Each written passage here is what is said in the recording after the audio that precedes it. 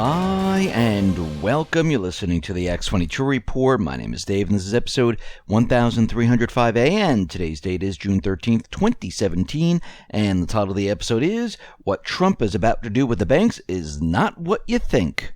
Let's get into the economic collapse financial news.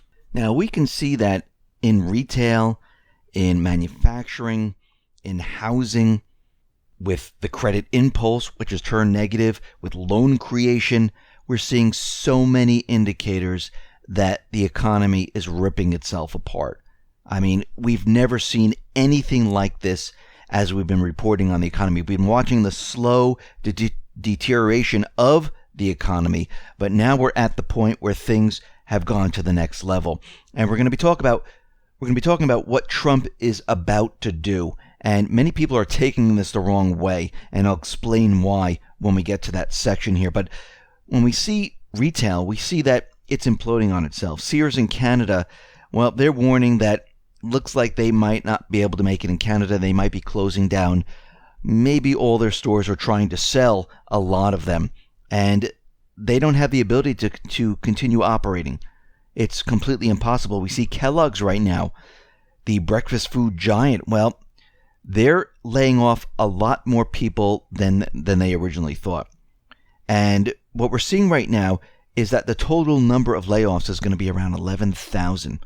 And in February, the cereal maker announced that it was shifting its distribution model, and it was closing around 39 distribution centers in states all across the country. And these states were Ohio, Tennessee, Texas, North Carolina, New York, and other states where they've been informed that, yeah, you're going to be laid off. And the average number of employees in each one of these facilities ranges anywhere from 250 to 500 people. And we can see right now that things are getting a lot worse than everyone expected. Actually, if we look at the small business sector, we see that things, well, they are not going well at all.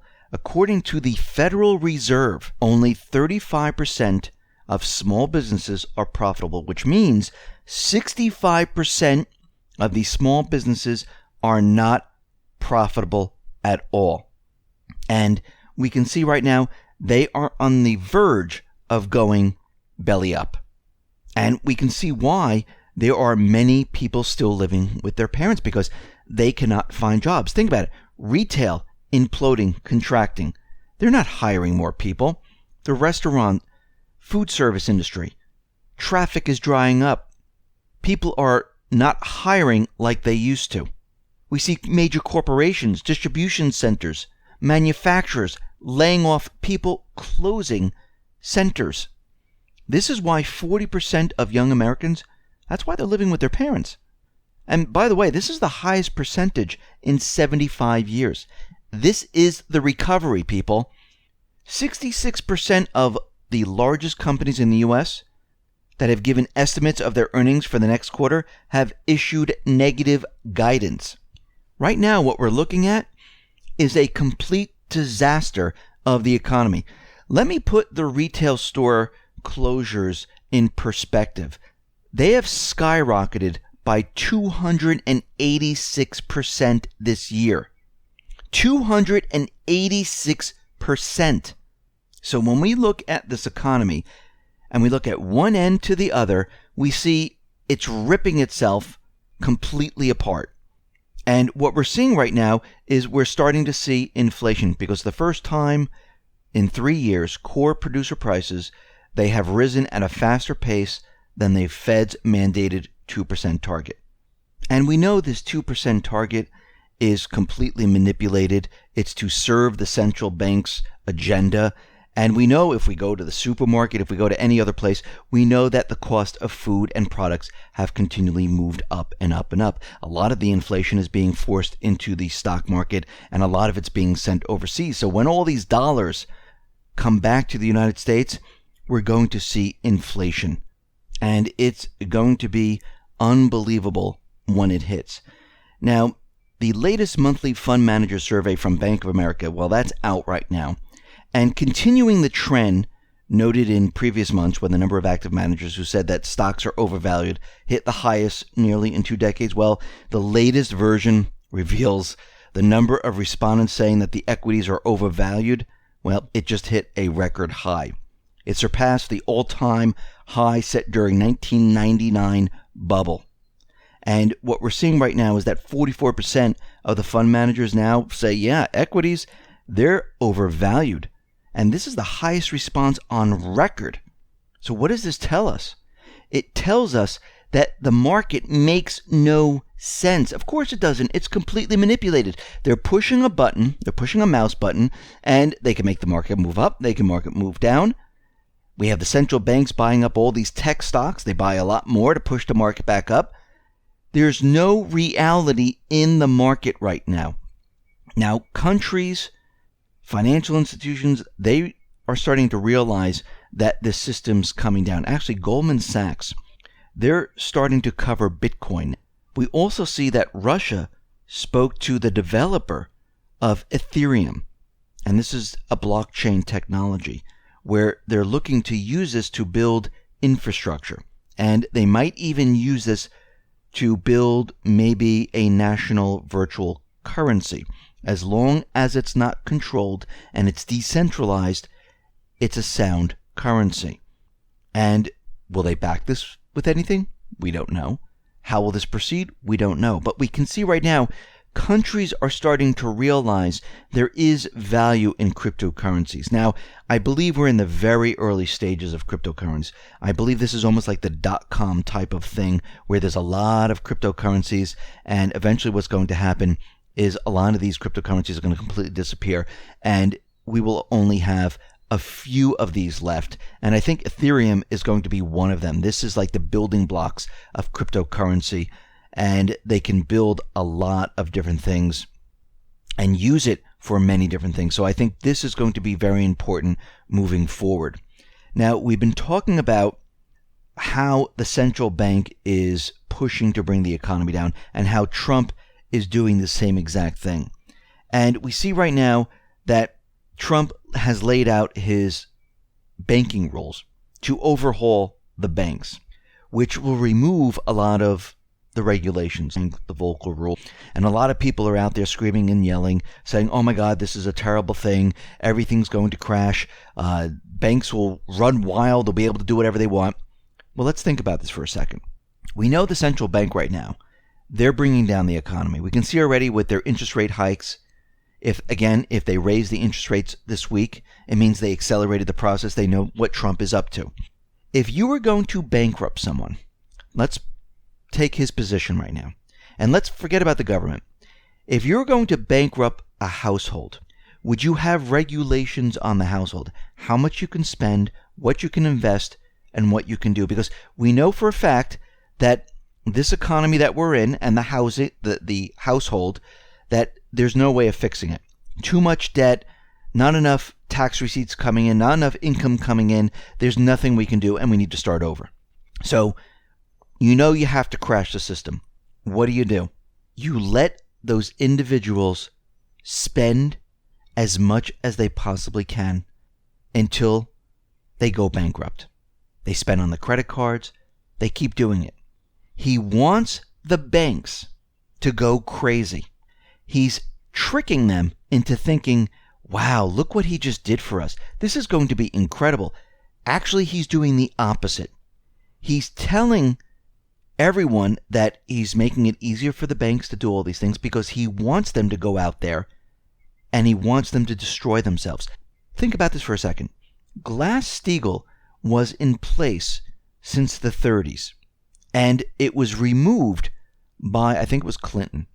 That was in 99. And all of a sudden, the banks went crazy. What did they do? They created subprime securities.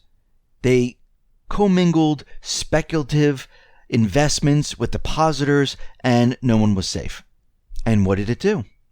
It destroyed the banks. But of course, the deep state, the central bank, stepped in and said, no, we need to save these banking systems. We can't let them go. They're too big to fail. This time, it's a little...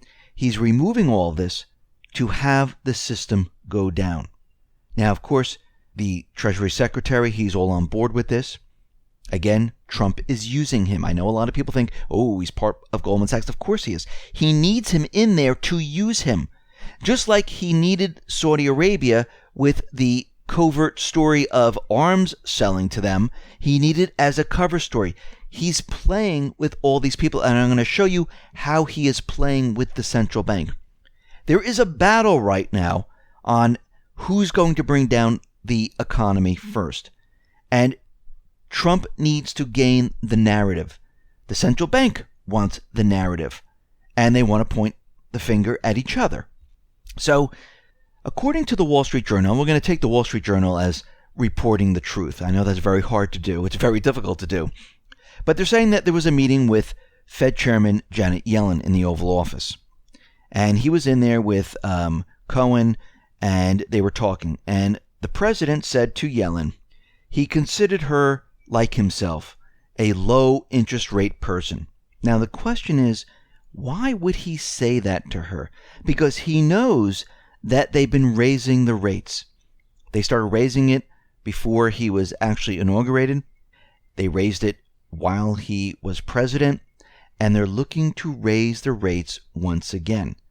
Now, why would he say that, like you, like him, he's a low interest rate person? He wants the central bank to do the opposite of what he's saying, and they will do the opposite because they don't want to go along with what he's saying. He wants them to raise the rates because he knows this will start bringing down the system. He's setting all of this up. He's using reverse psychology. He's pushing the banks to go out and blow these bubbles up, to destroy themselves, and when it does happen, the system goes down. He wants the system to go down. Just like in a household, if someone is not bringing in the income, or maybe loses their job and gets a part-time job, they have this huge amount of debt, you just keep spending until you go bankrupt, and then you start over. The economy cannot be fixed right now. The economy is dead.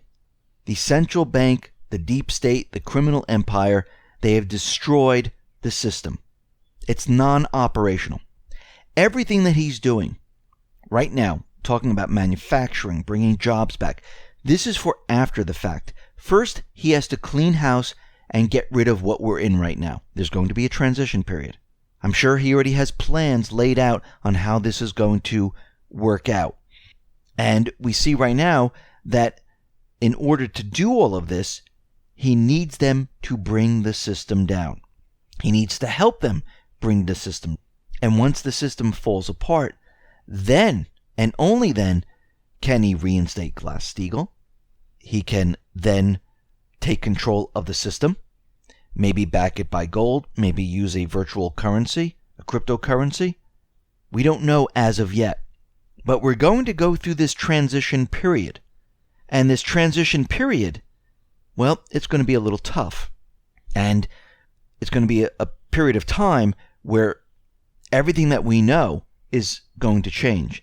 That currency that you know that's in the bank, your pensions, all these things, well, if the system goes down, they disappear. I mean, they'll use bail-ins, they'll try to save themselves, the banking system will do whatever they possibly can, the central bank will create currency like crazy, but it will go nowhere because the system is going to die. There will be no bailout, and he wants it to die. It has to die. The system cannot continue to operate like this. It was going to crash one way or another, and if they kept it going on even longer, there'd be no middle class. The middle class would be poorer. More wealth would be shifted to the 1%. Even the upper wealthy class would start moving down in ranks and finding it more and more difficult. And eventually what would happen is you would have a two-system type of thing, the 1% and the rest. And we see already that they've tried to cover up everything. They tried to prepare over the years for the coming crash. They thought they'd have the narrative. I'm talking about the central bank, I'm talking about the criminal empire, the deep state. And what they're realizing is that everything around them is starting to fall apart. And there's nothing they can do. And it looks like he's taking the upper hand right now, and he's controlling the situation. He will be controlling what happens from this point on. And you could see he's still pushing out there fake news, because this is all part of the strategy now. It doesn't mean that the corporate media is just going to say, oh, yes, we give. No, they're going to continue on until the very end, until they're all exposed. So we're going to be heading towards this period of time where everyone is going to have to be prepared and ready. We already see load creation in all different parts. Well, it's stalled or it is completely imploding on itself. We see the credit impulse. It's worse off than it was in January. Retail is imploding on itself. Housing is a disaster. All the data is completely manipulated. And the stock market, well, they're just keeping that up with their computer programs, with pushing a button, with central banks around the world keeping certain key stocks up there by purchasing them. And we discussed this before. And it's all coming to an end. And it's going to come down hard. It's not going to be easy. It's not going to be soft. Boom. Just like in 2008, one day you're going to wake up, boom, the whole thing has come down. Listen, everyone, thanks a lot for listening. Be well, be safe, and especially be prepared. Thanks a lot.